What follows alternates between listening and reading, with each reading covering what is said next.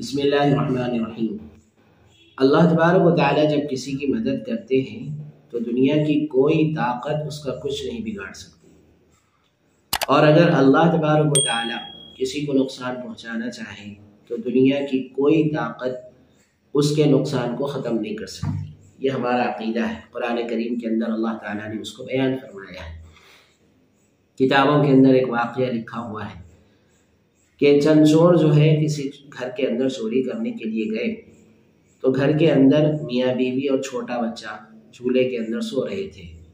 چھوٹا بچہ جھولے کے اندر سو رہا تھا، تو چوروں نے سوچا کہ اگر ہم سامان اٹھائیں گے تو سامان اٹھانے کی آواز سے ہو سکتا ہے کہ بچہ جاگ جائے، اور بچہ جاگے گا تو بچے کی آواز پر ماں باپ بھی جاگ جائیں گے۔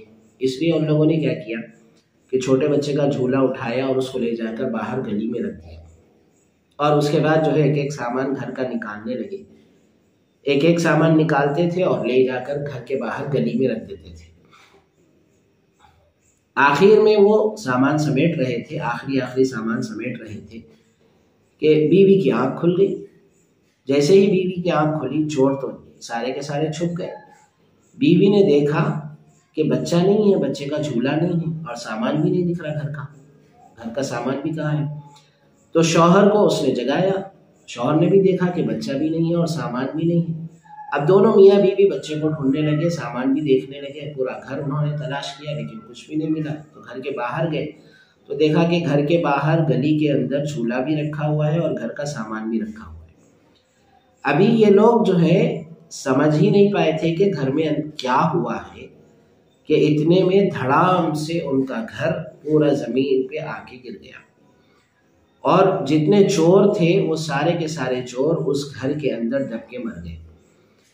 تو چور تو سارے کے سارے دب کے مر گئے، میاں بیوی اور بچہ تینوں کے تینوں گلی کے اندر تھے، تو یہ تینوں کے تینوں بچ گئے، اور ان کے گھر کا سامان بھی بچ گیا۔ تو چور آئے تھے چوری کرنے کے لیے، لیکن اللہ تبارک و تعالیٰ نے ان کو برباد کر دیا، اور میاں بیوی اور بچہ تینوں کے تینوں جو ہے سلامت رہے، ان کا سامان بھی سلامت رہا، ان کا گھر بس ضائع ہو گیا۔ تو اللہ تبارک و تعالیٰ جب کسی کی مدد فرماتے ہیں اور اللہ تبارک و تعالیٰ جب کسی کو بچانا چاہتے ہیں تو دنیا کی کوئی طاقت اس کا کچھ نہیں بگاڑ سکتی۔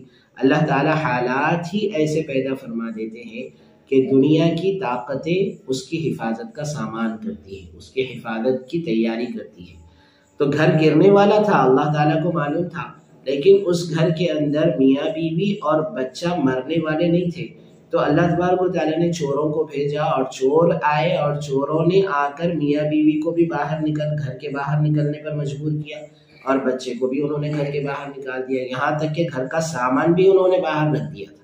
تو میاں بیوی بھی بچ گئے، گھر کا سامان بھی بچ گیا، سب بچ گیا۔ تو اللہ تبارک و تعالیٰ جب کسی کی حفاظت کرنے کا ارادہ فرماتے ہیں تو اللہ تعالیٰ ایسے انتظامات فرماتے ہیں۔